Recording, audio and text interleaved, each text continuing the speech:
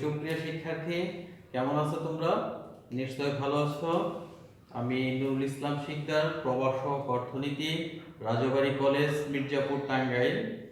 আজকে তোমাদের সামনে অর্থনীতির একটি টপিকস নিয়ে আলোচনা করব। সেই টপিকসটা হচ্ছে অর্থের পরিমাপ তত্ত্ব। সেখানে আমরা আজকে আলোচনা করব অর্থের মূল্য, অর্থের ভ্যালুয়েশন, এটা কিভাবে কাজ করে সেটা নিয়ে আলোচনা করব।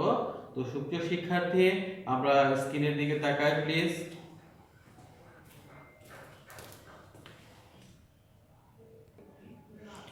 সুপ্রিয় শিক্ষার্থী, আজকে আলোচনা করব মুদ্রার মূল্য, নবম অধ্যায়। সবাইকে শুভেচ্ছা। নিচে ছবির দিকে লক্ষ্য করো, কি দেখতে পাচ্ছ? নিশ্চয় অনুধাবন করতে পারছো যে আজকে কোন টপিকস নিয়ে আলোচনা করব। আগেও বলেছি, অর্থাৎ মুদ্রার মূল্য নিয়ে। মুদ্রার মূল্য আমরা এখান থেকে কি কি শিখতে পারবো? এক, মুদ্রা কিভাবে পরিবর্তিত হয় তা বলতে পারবে। অর্থের পরিমাণের সাথে কিভাবে অর্থের মূল্যের পরিবর্তন হয় তা বলতে পারবে।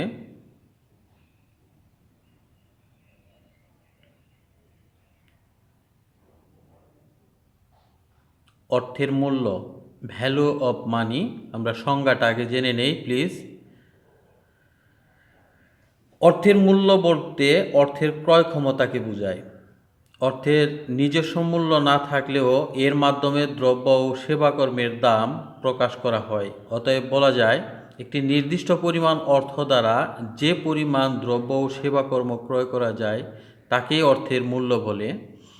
তো সুপ্রিয় শিক্ষার্থী, ধরে নাও 500 টাকার একটি নোট আছে। সরকার যদি এই 500 টাকার নোটটাকে আজকে অচল বলে ঘোষণা করে, তাহলে এইটার নিজস্ব কোনো মূল্য নেই।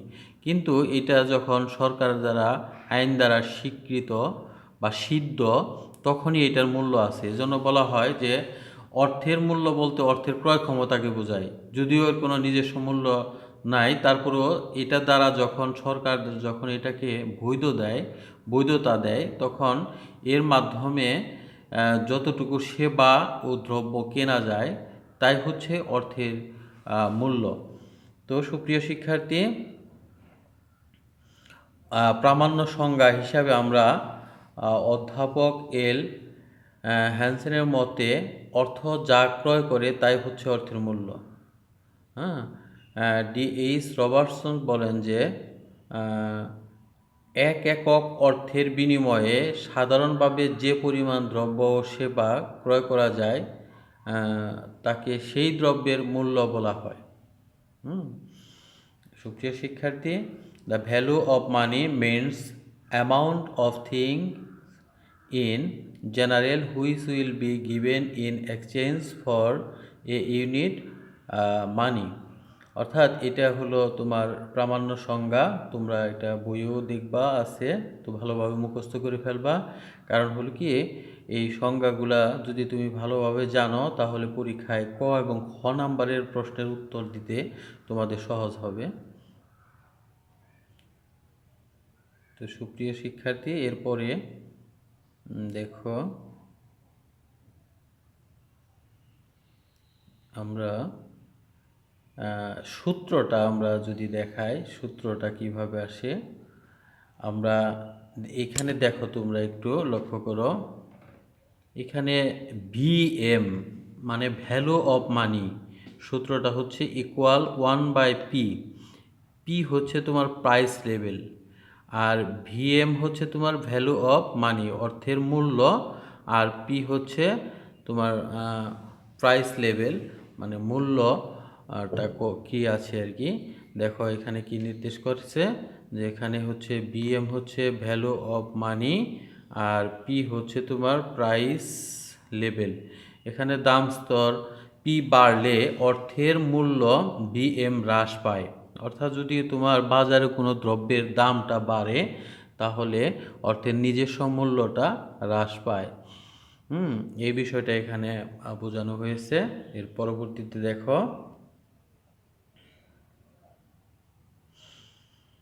চিত্রভিত্তিক যে বিশ্লেষণটা, সেই বিশ্লেষণটা আমরা দেখব। আমরা OX অক্ষ বা আমরা ভূমি অক্ষে দাম স্তর এবং লম্ব অক্ষে অর্থের নিজস্ব মূল্য দেখাবো। হ্যাঁ, এটা যদি তোমরা ভালোভাবে বুঝো তাহলে তোমার এর পরবর্তীতে একটা ক্লাস হবে অর্থের পরিমাপ তত্ত্বের ফিশারি ও ভাষ্য। এটা তোমরা খুব সহজেই বুঝতে পারবে। তো সুপ্রিয় শিক্ষার্থী, দেখো, যদি ভূমি অক্ষের দাম স্তর দেখানো হয়, লম্ব অক্ষে BM অর্থাৎ ভ্যালু অফ মানি, তাহলে চিত্রে দেখো প্রাইসটা যখন তোমার কি হয়, প্রাইসটা যখন তোমার অর্থাৎ দাম স্তর যখন OP1, তখন তোমার কি হয়, অর্থের ভ্যালুয়েশনটা হচ্ছে VM1।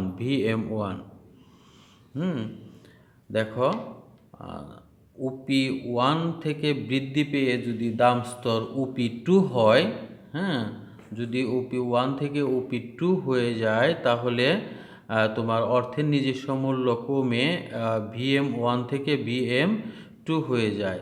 সুপ্রিয় শিক্ষার্থী, খেয়াল করছো তোমরা? নিশ্চয়ই খেয়াল করেছ। অর্থাৎ দাম স্তরের সাথে অর্থের মূল্যের সম্পর্ক হচ্ছে বিপরীত। অর্থাৎ যদি তোমার এটার সূত্রটা হচ্ছে BM equal to functional M। এমটা হচ্ছে অর্থের পরিমাণ আর BM হচ্ছে ভ্যালু অফ মানি। F দিয়ে ফাংশন বোঝানো হয়েছে। তো সেক্ষেত্রে দাম স্তর যদি বাড়ে তাহলে অর্থের নিজস্ব মূল্য কমতে থাকে। অর্থাৎ যেই পরিমাণ দ্রব্য দিয়ে আগে মূল্যস্তর, যেমন আমরা যদি বলি যে একটি দ্রব্যের দাম যদি গত বছর ছিল 100 টাকা, সেটা কিনতে যদি তোমার এই বছর 120 টাকা লাগে, তাহলে বুঝতে হবে যে অর্থের ভ্যালুয়েশনটা কমে গেছে আর কি। তো সুপ্রিয় শিক্ষার্থী, উদাহরণ হিসেবে যদি আমরা ধরি যে 15 টাকা দিয়ে 1 কেজি চাল ক্রয় করা হলে 15 টাকার মূল্য হলো 1 কেজি চালের সমান।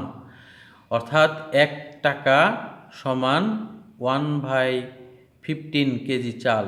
ঠিক আছে? তাহলে 1 কেজি চালের দাম বেড়ে যখন আবার 20 টাকা হলো, তখন আমরা ধরে নিব যে 20 টাকা সমান 1 কেজি চালের সমান। অর্থাৎ আমরা 1 টাকা সমান 1/20 কেজি চাল আমরা ধরতে পারি। অর্থাৎ এখানে কি হলো, তোমার অর্থের নিজস্ব মূল্যটা কমে গেছে। অর্থাৎ দ্রব্য যত মূল্য বাড়বে, অর্থের নিজস্ব মূল্যটা আস্তে আস্তে কমে আসবে। তো সুপ্রিয় শিক্ষার্থী, অর্থের মূল্য পরিবর্তন কি তা তোমরা যদি বাড়িতে করতে পারো, একটু চেষ্টা করবা। অর্থের মূল্য পরিবর্তন বলতে কি বোঝো, এই কোশ্চেনটা পড়বা, এটা দেখবা যে অনেক সময় আসে পরীক্ষায়। তারপরে অর্থাৎ দলগত কাজ এখন আর করার দরকার নাই, কারণ তোমরা এককভাবেই কাজগুলো করো।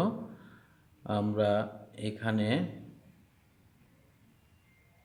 বাড়ির কাজটা যদি তোমরা পারো আর কি, একটু দেখো মুদ্রা বাজার ও মূলধন বাজার কি, এটা একটু দেখো। বাসায় বই আছে, বইটা একটু যদি খেয়াল করো দেখবা। যদি না বুঝো, আমি পরবর্তীতে তোমাদের, এই তো হয়তোবা গভর্নমেন্ট যে কথাবার্তা বলতেছে তাতে মনে হচ্ছে যে ফেব্রুয়ারির মধ্যেই বা মার্চের মধ্যেই তোমার কলেজ খুলে দিবে, তখন তোমাদের সাথে এগুলো নিয়ে বিস্তারিত আলোচনা করব। তো সুপ্রিয় শিক্ষার্থী, এখান থেকে আমরা যে মূল্যায়নটা পেতে পারি সেটা হচ্ছে অর্থের মূল্য পরিবর্তন কি, দাম স্তর ও অর্থমূল্যের সম্পর্ক কি। তো ধন্যবাদ, সবাই ভালো থেকো, সুস্থ থেকো, নিরাপদে থেকো, আর লেখাপড়া চাইলে যেও, এই কামনায় আমি বিদায় নিচ্ছি। আল্লাহ হাফিজ।